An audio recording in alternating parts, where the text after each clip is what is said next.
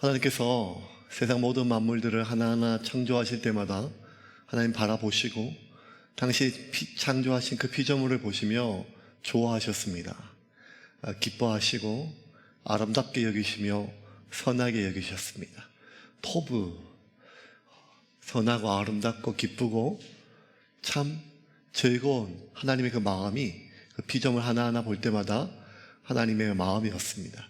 그 중에 하나님의 가장 마음에 흡족한 것은 사람이었습니다. 다른 어떤 피조물도 하나님의 그 놀라운 능력이 그대로 들어있지만 하나님의 형상을 따라 하나님의 모양대로 당신을 닮은 피조물은 없었습니다. 당신의 흔적, 당신의 놀라운 솜씨, 하나님의 놀라운 경이로운 그 신기한 신비로운 그 하나님의 흔적은 녹아 있었지만 감히 하나님을 닮은 피조물은 없었습니다. 그런데 하나님을 닮은 하나님의 형상대로 하양한 하나님의 모양대로 그렇게 만드신 인간을 바라보시고 사람을 바라보시며 모든 창조를 마치시고 그 창조의 완성인 사람을 바라보시며 하나님께서 심히 기뻐하셨습니다. 하나님은 그렇게 만드신 모든 세상들 그리고 생명들, 동물들, 식물들, 하늘의 새, 바다의 물고기, 들에 있는 모든 짐승들 하나하나 보시면서 하나님께서 번성하라 라고 복을 주셨습니다. 21절과 22절입니다. 같이 보겠습니다. 하나님이 큰 바다 짐승들과 물에서 번성하여 움직이는 모든 생물을 그 종류대로 날개 있는 모든 새를 그 종류대로 창조하시니 하나님이 보시기에 좋았더라. 하나님이 그들에게 복을 주시며 이르시되 생육하고 번성하여 여러 바닷물에 충만하라. 새들도 땅에 번성하라 하시니라. 번성하라, 충만하라 복을 주셨습니다. 그런데 모든 생명체에 대해서 하나님께서 번성하라, 충만하라 이렇게 땅을 가득 채우라고 하나님께 복을 주셨는데 당신의 형상을 담고 당신의 모양대로 지음받은 인간을 향해서 사람을 향해서는 하나님께서 단순히 복을 주셨을 뿐만 아니라 임무를 주셨어요. 그 임무가 복이면서도 또 임무입니다.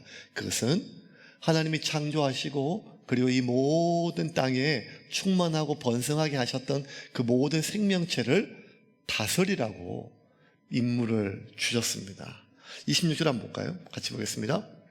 하나님이 이르시되 우리의 형상을 따라 우리의 모양대로 우리가 사람을 만들고 그들로 바다의 물고기와 하늘의 새와 가축과 온 땅과 땅에 기는 모든 것을 다스리게 하자 하시고. 자, 다스리게 하자 이 말은 단순히 하나님께서 창조하신 이러한 피조물, 동물들 이런 것들을 잘 관리하라고 하는 그 임무에 그 방점이 달려있는 것이 아니라 하나님께서 인간에게 주신 그 소명은 임무는 다스리고 관리해라 뭐 이런 것이 아니라 더 정확하게 얘기하면 하나님을 대신해서 네가 이 모든 자연 만물을 다스리라는 거예요. 그러므로 다스림이라고 하는 그 임무 자체보다 하나님을 대신한다고 하는 대신함에 그 중요한 방점이 찍혀 있죠. 그래서 창세기 1장의 이 좁은 구절에 하나님을 대신하기 때문에 하나님을 대신하는 인간이 하나님을 대신하고 하나님을 드러내야 되기 때문에 인간만이 하나님의 형상대로 하나님의 모양대로 지음받았음을 몇 번이나 강조하고 있습니다. 26절 한번 볼까요? 26절입니다. 같이 읽겠습니다. 하나님이 이르시되 우리의 형상을 따라 우리의 모양대로 우리가 사람을 만들고 그들로 바다의 물고기와 하늘의 새와 가축과 온 땅과 땅에 기는 모든 것을 다스리게 하자 하시고. 여러분 조금 이상한 거 못 느꼈어요? 우리의 형상을 따라 하나님 한 분인데 우리라고 하셨어요. 여기서 우리는 성부, 성자, 성령 삼위의 하나님을 얘기합니다. 성부 하나님, 성자 하나님, 성령 하나님. 그 삼위의 하나님이 온전히 인간을 당신의 형상대로 만들었는데 그 형상은 성부 하나님의 형상과 성자 예수님의 모양과 성령님의 형상이 그대로 녹아 있다는 것입니다. 그뿐만 아니라 하나님 한 번 더 강조하세요. 27절입니다. 27절 같이 읽겠습니다. 하나님이 자기 형상 곧 하나님의 형상대로 사람을 창조하시되 남자와 여자를 창조하시고. 여러분 하나님이 자기 형상대로 남자와 여자를 창조하셨어요. 하나님의 형상을 따라 아담을 지음받고 아담의 형상대로 갈비표로 여자를 만든 것이 아니라 남자와 여자든 모든 이 땅의 사람은 하나님의 형상대로 지음을 받았다는 것입니다. 남자와 여자, 그 어떠한 중간에 있는 성이 아니라 남자와 여자로 하나님께서 그렇게 만드셨습니다. 그런데 이는 사람에게 주신 임무가 그 하나님을 대신함에 대해서 하나님이 중요성을 두기 때문에 그 형상대로 모양대로 이런 말이 굉장히 반복되어 있습니다. 근데 여러분 기억하십시오.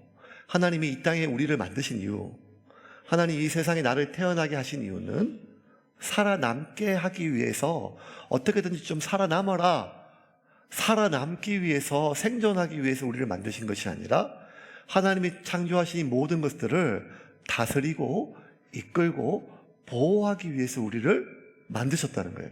그러므로 여러분, 우리의 삶의 목표는 살아남는 것이 아닙니다. 생존이 아닙니다. 이 험악하고 이 무섭고 어쩌면 힘든 이 세상 속에서 견뎌내고 이겨내고 싸우고 그래서 살아남는 것이 우리의 최종 목적이 아니라 우리는 처음부터 이 땅에 만들어질 때부터 우리의 영혼과 우리의 몸속의 DNA 하나하나 속에 무엇이 들어있는가 하면 이 세상을 다스리고 이끌기 위한 하나님의 형상이 들어있다는 것입니다. 근데 여러분, 이 말을 오늘 들어도 그렇게 마음속에 진심으로 아멘이 안 돼요. 아휴, 뭘 세상을 이끌어요. 여러분, 진짜 우리가 살아가고 있는 세상은 지금 우리가 세상을 이끌고 있습니까? 아니면 어떻게든지 살아남기 위해서 아둥바둥하고 있는 세상입니까? 우리가 이것들을 다스리고 이끌고 보호하고 있습니까? 세상 아니면 어떻게든지 내가 좀 내 한 몸이라도 좀 살아남기 위해서 싸워야 되고 또 이겨야 되고 견뎌야 되고 뭐 이런 것이 세상입니까? 하나님은 분명히 우리를 이 세상을 다스리고 이끌기 위해서 하나님을 대신하기 위해서 만들었다고 하는데 정작 지금 불신자를 얘기하는 것이 아니라 그 하나님을 나의 아버지로 믿고 예수 그리스도를 통하여 하나님의 자녀가 되어 우리 안에 하나님의 형상이 회복되었음에도 불구하고 왜 우리는 이 세상을 다스리고 이끌기보다는 살아남기 위해서 어쩌면 빛과 소금의 역할보다는 하나님 견딜 수 있고 이겨낼 수 있고 싸울 수 있는 힘을 달라고 기도할 때가 더 많지 않습니까? 타락 이후로 하나님과 인간 사이의 관계가 틀어졌습니다. 아담의 범죄함으로 말미암아 불순종으로 말미암아 하나님과 사람 사이의 관계가 어긋났죠. 그리고 하나님과 사람 사이의 관계가 어긋나자 사람과 세상과의 관계가 어긋났습니다. 이게 중요합니다, 여러분. 세상이 왜 이렇게 힘들어졌는가 하면 세상 살기가 왜 이렇게 어려운가 하면 하나님과 우리 사이가 틀어졌기 때문입니다. 하나님을 대신할 수 있도록 하나님의 형상대로 하나님 모양대로 다스릴 수 있는 모든 권한을 우리에게 주셨음에도 불구하고 하나님과 우리 사이가 틀어졌을 때 세상과 우리의 관계가 틀어집니다. 세상과 우리의 관계가 틀어진 달라진 관계를 단적으로 성경은 모세는 뭐라고 얘기하는가 하면 우리의 인생길이 이제는 가시덤불, 가시밭길이 됐다는 것입니다. 3장 17절부터 18절 같이 보겠습니다. 같이 읽겠습니다. 아담에게 이르시되 내가 내 아내의 말을 듣고 내가 내게 먹지 말라 한 나무의 열매를 먹었은즉 땅은 너로 말미암아 저주를 받고 너는 내 평생에 수고하여야 그 소산을 먹으리라. 땅이 내게 가시덤불과 엉겅퀴를 낼 것이라.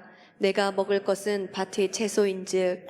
여러분, 이게 17절에 아담에게 이르되 내가 내 아내의 말을 듣고, 아내의 말을 들으면 자다가도 떡이 나와야 되는데 에덴 동산은 좀 그랬습니다. 어쨌든 지금하고 다릅니다. 근데 그때 다시 한번 띄워줄까? 17절 18절 가시덤불과 엉겅퀴를 낸다는 거예요. 저주를 받았어. 그러니까 인생이 가시밭길로 바뀐 것이 이때부터는 거예요. 삶의 모든 길이 순간순간마다 끊임없이 아무리 애쓰고 뭘 해도 저절로 가시밭 덤불이 난다는 것입니다. 꽃길이던 인생길이 가시밭길로 바뀌었어요. 에덴 동산이 얼마나 아름다웠습니까?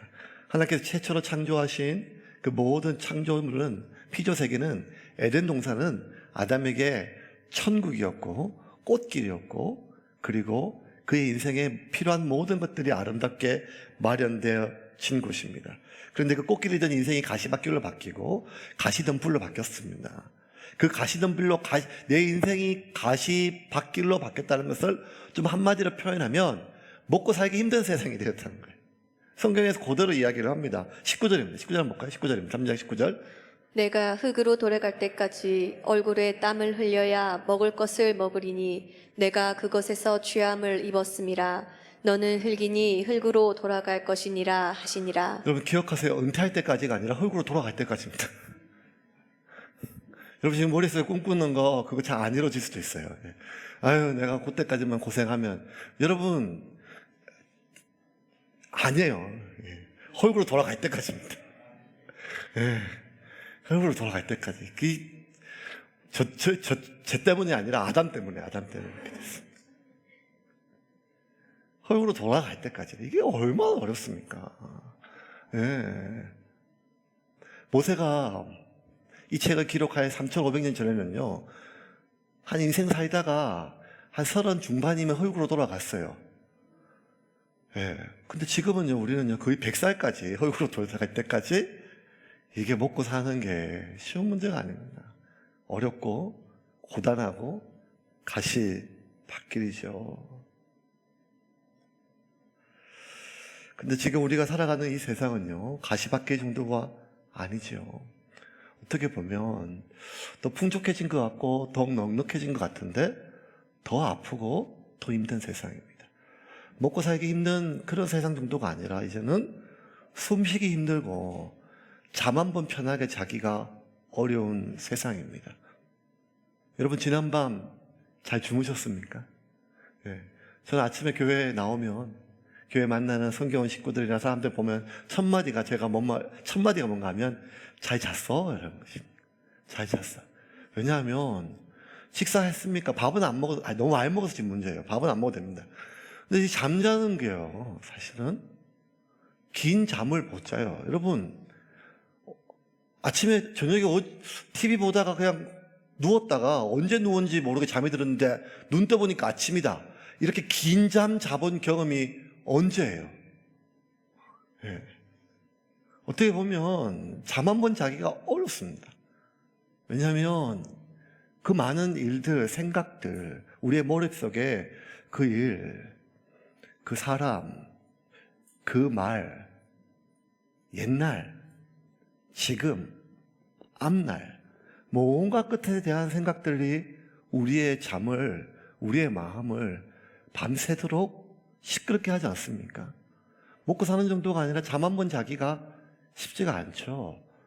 이제는 오죽하면 숨 한 번 쉬기가 참 어렵습니다. 이 미세먼지 때문에도 어렵고 코로나 때문에 마스크 때문에도 어렵지만 여러분 요즘 제일 많이 흔하게 얘기하는 것이 우울증 또 공황장애 이런 것 아니겠습니까? 이런 공황장애의 가장 첫 번째 증상이 뭔가 하면 호흡곤란이에요. 호흡곤란이에요.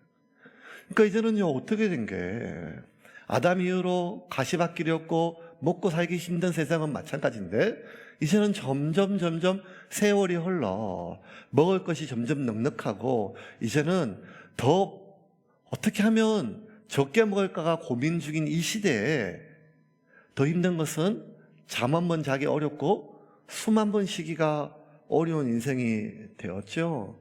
누구나 우리가 이 세상을 태어났을 때 그리고 꿈 많은 시절에 우리가 꿈꾸는 내가 살아갈 세상은 꽃길이죠. 꽃길만 걷고 싶었죠. 꽃길만 걷고 싶은 마음이죠. 결혼하고 내 배우자에게 내가 낳은 자식에게 어떤 마음이에요? 그 신혼집 하나 마련하고 벽지 붙이고 아이들 방 마련하고 요람 만들고 아기 이불 하나 목욕통 하나 마련할 때 그 모든 마음 하나밖에 없어요. 꽃길만 걸어라. 꽃길만 걷기를 바라는 마음이 어쩌면 내 인생도 그렇고 내 주변에 있는 사람들에 대한 나의 사랑하는 이에 대한 나의 간절한 마음이 아니겠습니까? 그런데 어느 순간 돌아보면요 꽃길이 아니라 가시덤불이고 가시밭길이에요. 아니, 살다 보면 나를 찌르는 사람들이 왜 이렇게 많아요? 말로 찌르고, 생각으로 찌르고, 눈빛으로 찌르고, 그 수많은 나를 찌르는 가시들이, 사람들이, 상황들이 어디를 가나. 그래서 너무너무 아프고 피가 나니까 그 가시들을 빼내고 그 가시들을 막게 되죠. 그런데 그렇게 내게 박힌 가시를 뽑아내고 또 나를 찌르는 가시들로부터 나를 보호하기 위해서 살다 보면 점점 단단해져요. 강해져요. 두터워집니다. 몸도 마음도 영혼도 그래요. 영혼이 두터워지는 것을 성경에는 완악함이라고 합니다. 그렇게 영혼이 두터워지면요, 우리가 타인이 찌르는 말도 좀 덜 아프지만 하나님이 지으신 모든 것에 대한 삶에 대한 경이로움과 신비로움과 아름다움, 토부, 감탄을 잃어버리게 돼요. 아프지도 않지만 맛을 모르게 되고, 아프지도 않지만 좋은 것이 없게 됩니다. 그것이 우리의 마음이죠. 일부러 그런 거 아닙니다. 섬세하고 민감하고 기쁘고 아름답게 그렇게 꽃길로 걷고 꽃길로 걷게 하고 싶은 인생인데, 살다 보니까 가시가 너무 많으니까 이제는 내 인생만 그런 게 아니라 오히려 내 자식이 저렇게 여리면 더 화가 나야 돼요. 야, 그래가지고 어떻게 살겠어, 이 세상에서. 그래가지고 어떻게 살겠어. 이런 미안하고 안타까운 마음과 동시에 화가 나는 것입니다. 왜냐하면 내가 살아온 세상이 어떤지를 알고 이 아이가 살아갈 세상이 어떤지를 알기에, 내가 당했던 수모, 내가 조금 더 모지지 못해서 내가 당했던 그 고통, 이 아이가 당할 걸 생각하면 오히려 더 두껍게 2중 3중으로 철갑을 두르게 싶고 만들고 싶은 게 우리의 마음이 아니겠습니까? 그러니 나를 찌르는 그 가시 때문에 그렇게 아파했는데 어느 순간 돌아보니까 내가 그 가시가 되고 있는 거예요. 나의 말이, 나의 눈빛이, 나의 삶이, 지금까지 나는 나를 찌르는 가시만 봤는데 어느 순간 보니까 내게서부터 돋아나온 가시들을 내가 보지 못했는데, 그 가시들이 보이는 순간 주변에 사람들이 없는 거예요. 심지어 가족조차도. 이게 왜 그랬을까요? 아파서 그렇죠. 아파서. 숨쉬기도 힘든 세상에 우리의 기도는 더 간절해집니다. 하나님, 내게 힘을 주세요. 이겨내게 힘을 주세요. 견뎌내게 힘을 주세요. 그래서 저를 찌르는 그 모든 가시들을 굴복시키게 해주세요. 제발 좀 이기게 해주세요. 뭐 이런 기도, 아프면 아플수록 더 간절해지지 않습니까? 여러분, 우리만 그런 게 아니라 하나님 마음에 합했다라고 하는 다윗의 기도 대부분이 그래요. 시편에 나와 있는 다윗의 기도 보세요. 대부분 이런 거잖아요. 하나님, 억울해서 못 살겠습니다. 원통합니다. 이기게 해주시고 쳐보세요. 그냥 그 대부분의 기도가 이런 기도예요. 하나님, 그 가시를 꺾어주세요. 잘라주세요. 나로 하여금 더 튼튼하게 하시고 이 모든 수치와 수모를 갚을 수 있도록 내게 기름 부어달라는 것이 우리의 기도이고 바울의 기도였거든요. 아픔이 크면 클수록 그 기도가 더 간절해집니다. 그런데 여러분, 왜 그렇게 간절하게 기도하는데 우리의 기도가 응답되지 않을까요? 아니, 왜 이 가시밭길이 끝나지가 않아요? 왜 경작하면, 예수님 말씀하셨잖아요. 가시덤불 이런 것들 다 옥토로 만들면 말씀의 씨가 뿌려지면 30배, 60배, 100배의 열매가 맺혀야 되는데 왜 자꾸 그렇게 예배하고 기도하고 하나님께 매달리고 점점 내 마음이 강팍해지는 거 맞고, 그래도 내가 하나님 말씀이니까 용서하려고 하고, 내가 예수 믿는 사람이니까 한 번 더 참으려고 하고 그렇게 애쓰는데 왜 자꾸 내 마음은 자꾸 가시덤불이 없어지지 않고 강팍해지고 내 주변은 옥토는커녕 이제는 가시덤불을 넘어 황무지처럼 느껴지는 이유가 뭘까요? 기도가 부족해서, 기도가 진실되지 않아서 아니라는 거예요. 오늘 성경 우리에게 한 가지를 얘기해요. 그것은 기도의 방향이 잘못됐기 때문에. 왜? 너를 찌르는 그 가시는 네가 잘라내고 뽑아내고 부셔뜨려야 될 가시가 아니라 네가 이끌고 다스릴 세상이라는 거예요. 너를 찌르는 그 사람은, 너를 찌르는 그 상황은 네가 잘라내고 뽑아내고 부숴야 될 대상이 아니라 네가 이끌고 다스려야 할 대상이라는 거예요. 그러므로 하나님이 사람에게 주신 이 세상을 다스릴 수 있는 그 복은 깨뜨리고 싸우고 굴복시킬 수 있는 그 힘이 아니라 하나님이 주신 권위로 다스리고 이끌고 보호하는 그러한 능력이라는 거예요. 하나님이 이 피조물을 다스리는 것처럼. 28절 한번 볼까요? 다시 한번 보겠습니다. 같이 읽겠습니다. 하나님이 그들에게 복을 주시며 하나님이 그들에게 이르시되 생육하고 번성하여 땅에 충만하라. 땅을 정복하라. 바다의 물고기와 하늘의 새와 땅에 움직이는 모든 생물을 다스리라 하시니라. 여러분, 다스리다. 라다라고 하는 히브리 원어를 썼는데요. 그 특별한 어떤 신비로운 언어가 아니라 그 당시에 노예들도 알아들을 수 있는 단어였어요. 이거는 어떤 절대 힘을 가지고 있는 군주, 왕이죠. 왕이 자신이 가지고 있는 권위로 자기가 다스리는 백성들의 삶과 죽음까지도 그 모든 것들을 자신의 선택과 결정할 수 있는 그런 권위로 다스리는 거예요. 심지어 목숨까지도 왕이 결정하면 그게 순종할 수밖에 없는 강력한 힘, 그 권위, 그것을 다스리는 것이 라다. 여기 중요한 거는 그 왕이 가지고 있는 힘이 아니에요. 예. 왕이 아주 막 헬스를 해가 힘이 세거나 무술을 잘하거나 아니면 이런 것이 아니라, 아니면 그 사람이 가지고 있는 힘으로 딴 사람을 누르거나 그 사람이 가지고 있는 양식이나 돈으로 그 사람을 조종하고 이런 것이 아니라 나는 뭐 아무것도 없지만 내가 가지고 있는 권위로 근데 그 권위가 너무 큰 것이기 때문에 권위로 다스리는 것이 라다라고 하는 것입니다. 그러니까 내가 가지고 있는, 내게 내재되어 있는 기능과 능력이 아니라 내게 주어진 권위라고 하는 거예요. 이걸 누구보다 지금 이 모세 율법을 듣는 히브리 노예들이 알아요. 그들에게 있어서 모든 권위는 지금까지 누구한테 있었는가 하면 바로에게 있었어요. 파라오.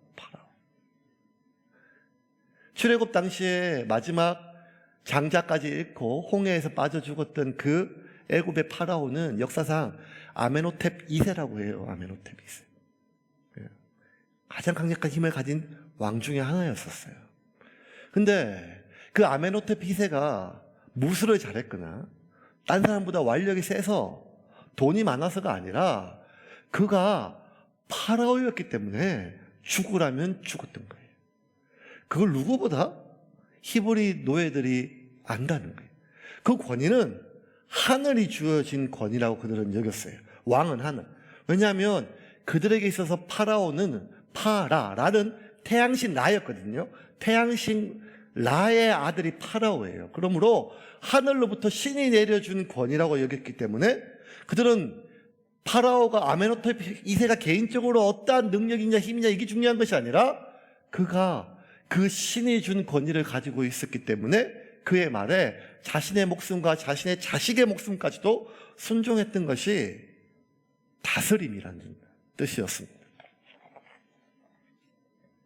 사람이 이 세상을 다스리고 이끌 수 있는 것은 아담이 이 세상에 있는 모든 동물보다 지혜롭고 능력이 많았기 때문이 아니라 하나님을 대신할 수 있는 그 권위를 하나님이 아담에게 사람에게 부어줬기 때문입니다. 에덴 동산이 아담에게 천국일 수 있었던 것은 하나님이 아담에게 부어주신 그 하나님을 대신할 수 있는 권위가 온전했기 때문입니다. 그런데 하나님이 사람에게 부어주신 그 하나님을 대신할 수 있는 권위가 깨어지면 하나님과의 관계가 어긋나고 하나님이 우리에게 부어주신 그 권위가 깨어지면요, 우리에게 순종하던 세상은 불순종합니다. 거역합니다. 나를 향하여 대적하고 나를 죽이려고 합니다. 나를 미워해서가 아니라, 내가 큰 잘못을 저질렀을 때가 아니라 인간이 하나님이 주신 권위를 잃어버렸기 때문입니다. 그래서 여러분 인생길이요, 가시밭길이 되고 고달파집니다. 여러분 그걸 기억해야 됩니다. 내가 자꾸 사는데요, 살아가는데 아니 자꾸 내 인생이 고달파져요. 자꾸 사람들이 나를 찔러요. 자꾸 상황이 나를 숨도 못 쉴 정도로 나를 짓눌러요. 내 인생이, 내 삶이 가시밭길로 바뀌어요. 그러면 그렇게 점점 내가 감당할 수 없는 가시밭길이 많다고 그 가시밭길로부터 도망가서는 안 돼요. 그 가시와 싸워서도 안 돼요. 왜? 가시는요, 내가 재수가 없어서 자꾸 내 주변 상황이 안 좋아서 생기는 것이 아니라 내가 하나님이 주신, 하나님을 대신할 수 있는 권위를 잃어버렸을 때 가시가 생겨나는 거예요. 어디에 있더라도, 그가 옥토에 있어도 가시는 생겨나는 거예요. 그 땅, 그 사람, 그 직업, 그 관계, 그것이 가시가 아니라, 그래서 사람을 가려 만나야 되고 환경을 가려서 선택해야 되고, 아니 여러분 지금까지 선택했던 거 가장 여러분이 좋다고 생각해서 선택한 거잖아요. 한번 실패해보면 더 조심스럽고, 여러분 우리가 머리 한 번만 여러분 미장원 가서 잘못 잘라도 다시는 그 미장원 안 가잖아요. 제가 좀 깔끔합니다. 뭘로 보면 아는가 하면 옆머리 보면 알잖아요. 근데 매주 미용실에 갈 수 없으니까 제가 그 바리깡이라고 하네, 그걸로 제가 이렇게 밀어요. 근데 이걸 밀 때마다 저희 집사람이 정말 목사만 아니면 이혼하고 싶다는 생각으로 저한테 얘기를 해요. 제발 좀 밀지 마. 내가 당신하고 결혼했지 중국 변발족하고 결혼한 것도 아닌데. 근데 옆에 자꾸 짧게 깎다 보니까 뭐가 조금만 나와도 뭐가 약간 눈에 자꾸 떠요. 아무도 안 보는 저 혼자. 근데 조금씩 단정하게 한다고 보니까 어느 순간 보니까 머리가 없어요, 옆에.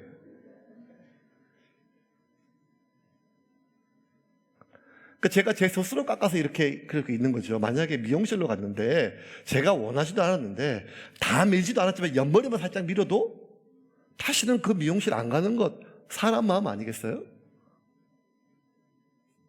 우리는 그래요. 옷 한 번 잘못 사면, 음식에 뭐 하나 들어가 있으면 그 식당 안 가고, 그 가게 안 가고, 심지어 그 교회조차도 우리가 바꾸잖아요. 그러면 현재 내가 삶을 살아갈 때 내 삶의 모든 상황은 내가 지금까지 살아왔던 모든 경험과 주변 사람들의 지혜와 내 삶에 필요한 모든 희망과 기대와 욕구의 총합을 통하여 선택한 결과물이란 말이에요. 가장 내가 보기에 좋은 것, 보암직스럽고 먹음직스러운 우리의 결과물을 우리가 선택했단 말이에요.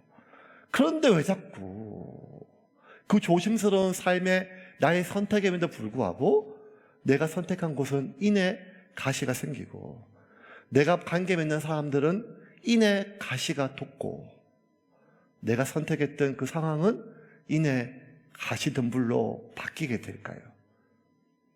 그것은 그 땅이, 그 사람이, 그 상황이 가시덤불이고 독했기 때문이 아니라 내가 하나님이 주신 권위를 잃어버렸을 때 세상은 나를 향하여 가시를 드러낸다는 거예요. 그러므로 여러분, 내가 싸워야 할 대상은 나를 찌르는 그 사람이 아니에요.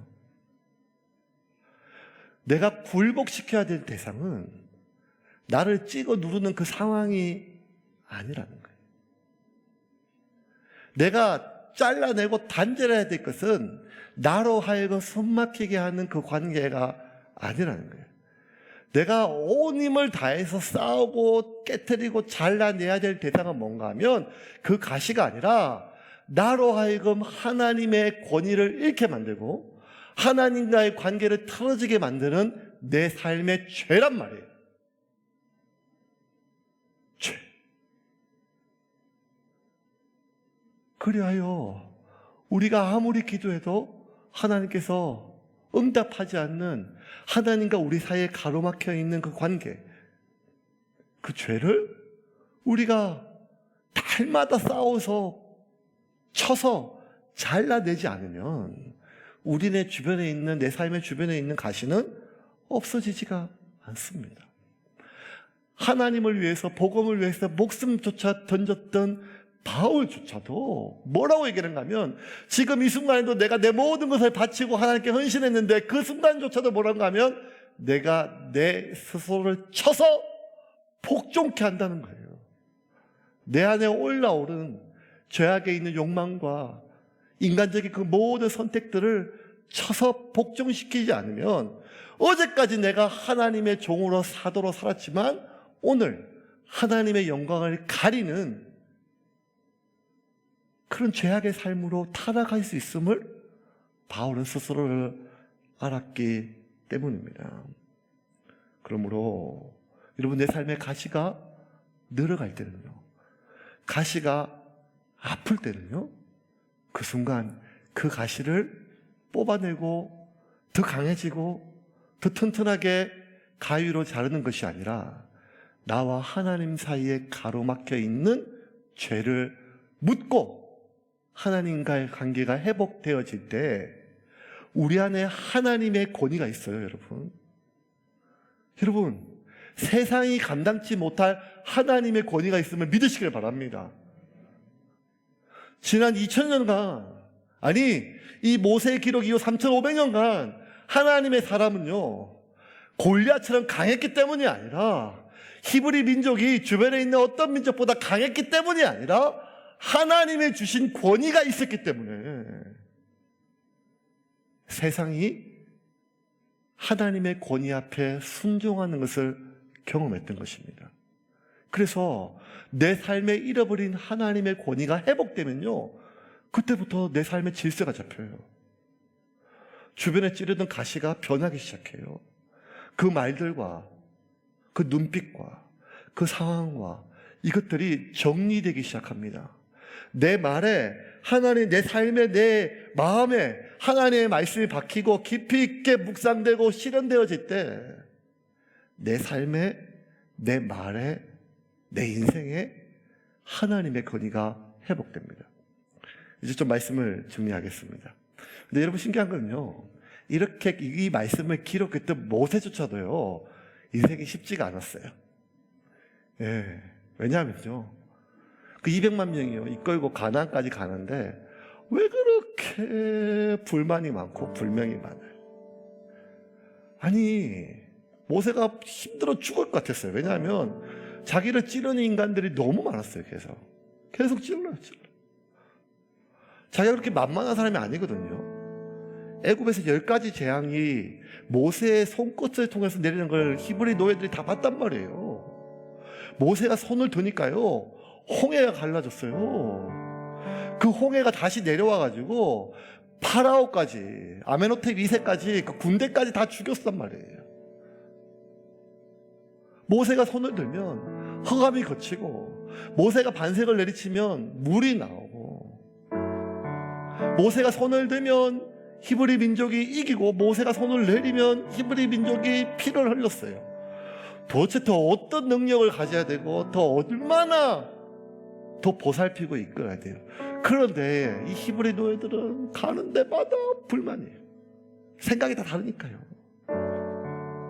가는 데마다 불평이고 모세를 찌르고 찔러요.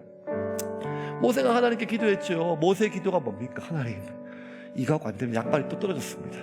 이제 제게 엄청난 무슨 그냥 번개가 내리치는 이런 거 하나 줘가지고 나를 찌르는 저 입을 말할 때마다 번개가 내리게 해주시고 이빨이 다 뽑히게 해주시고 이런 그런 것들을 구하고 싶은 마음 생기고 싶지 않겠어요? 그런데 모세는 자기를 찌르는 그 수많은 가시들을 뽑아달라는 기도가 아니라 그러한 가시들이 생길 때마다 하나님 앞에 나아갔어요. 시내산으로 나아갔어요. 그리고 하나님 앞에 머물렀어요. 하나님과 시간을 보냈어요. 특별히 하나님의 말씀 앞에 머물렀어요. 그리고 한참을 하나님 앞에 머무르고 하나님 말씀 앞에 머무르고 내려오면요, 기적이 일어났어요. 그 전까지 그렇게 찌르고 난리치던 인간들이 감히 모세의 얼굴을 못 쳐다보는 것 같아요. 출애굽기 34장 29절부터 33절입니다. 같이 읽겠습니다. 모세가 그 증거의 두 판을 모세의 손에 들고 시내 산에서 내려오니 그 산에서 내려올 때에 모세는 자기가 여호와의 말하였으므로 말미암아 얼굴 피부에 광채가 나나 깨닫지 못하였더라. 아론과 온 이스라엘 자손이 모세를 볼 때에 모세의 얼굴 피부에 광채가 남을 보고 그에게 가까이 하기를 두려워하더니 모세가 그들을 부르매 아론과 회중의 모든 어른이 모세에게로 오고 모세가 그들과 말하니 그 후에야 온 이스라엘 자손이 가까이 오는지라. 모세가 여호와께서 시내 산에서 자기에게 이르신 말씀을 다 그들에게 명령하고 모세가 그들에게 말하기를 마치고 수건으로 자기 얼굴을 가렸더라. 모세의 얼굴가 빛났다고 거기만 또 꽂히셔가지고 모세가 발랐던 화장품이 뭔가 이렇게 생각하지 마시고요. 두 가지, 모세가 말하매 모세가 명령하매 그대로 다 순종하였다는 거예요.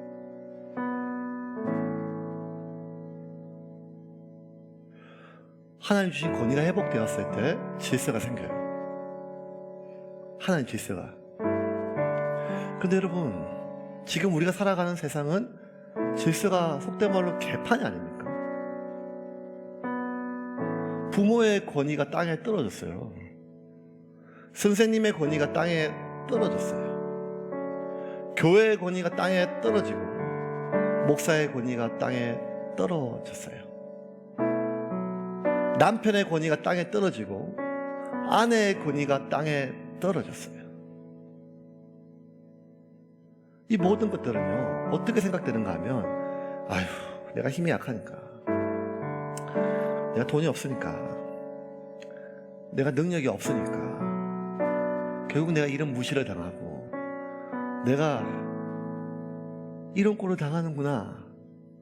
어떻게든지 내가 하나님께 복을 받아서 능력을 회복하고, 어떻게든지 내가 하나님께 구하여서 저것들을 다 갚아줄 수 있는 하나님의 복을 구해야겠다, 이렇게 생각하지만, 여러분, 내가 가진 권위가 떨어진 이유는요, 내가 약해서가 아니라, 내가 연약해서 내가 무시당하는 것이 아니라 하나님의 권위가 없었을 텐데, 내가 하나님의 권위를 회복할 때는 어쩌면 내가 가장 약할 때입니다. 모세가 하나님의 권위로 말미암아 모든 사람들이 모세가 하는 말에 한마디에 다 순종할 때 가장 권위가 충만했을 때 언젠가 하면 모세가 가장 약할 때예요. 왜냐하면 모세가 산에 내려오기 직전에 이렇게 기록되어 있습니다. 출애굽기 34장 28절입니다. 산에 내려오기 직전에 모세의 상태입니다. 모세가 여호와와 함께 40일 40야를 거기 있으면서 떡도 먹지 아니하였고 물도 마시지 아니하였으며 여호와께서는 언약의 말씀 곧 십계명을 그 판들에 기록하셨더라. 모세가 가장 약해져 있을 때예요. 육체적으로, 정서적으로, 여러분. 근데 그때 모세가 하나님의 주신 권위로 가장 충만할 때예요. 왜? 그가 하나님이 주신 말씀을 들고 있었습니다. 똑바로 기억하십시오. 내가 뭐가 없어서, 내가 뭐가 약해서 나를 찌르거나 내가 무시당하는 게 아닙니다. 내가 착해서, 내가 뭐가 만만해서 세상이 나를 찌르는 것도 아닙니다. 그 세상의 법칙이에요. 하나님의 사람은 하나밖에 없어요. 하나님의 사람은 떡으로 사는 것이 아니라 하나님 말씀으로 살아가는 것인데, 하나님 말씀이 내 안에 들어오고 그 말씀 안에 내가 머물게 되면, 하나님의 임재 안에 머물게 되면 하나님과 함께 시간을 보내게 되면 나도 모르는 사이에 내 안에 하나님과의 관계가 회복이 되고 하나님의 권위가 회복이 되면 나를 중심으로 우리의 가정이, 우리의 직장이, 우리의 교회가, 우리의 삶의 터전이 질서로 회복될 줄을 믿으시기를 바랍니다. 그러므로 예수쟁이들은 말 잘하는 사람이 아니라, 그러므로 예수쟁이들은 찔러도 피 한 방울 안 나온 사람이 아니라 하나님의 임재로 말미암아, 하나님의 권위로 말미암아 세상이 알 수도, 세상에 줄 수도 없는 평안을 가진 자임을 믿고 하나님 안에, 하나님 말씀 안에 거하는 한 주가 되기를 주님의 이름으로 축원합니다.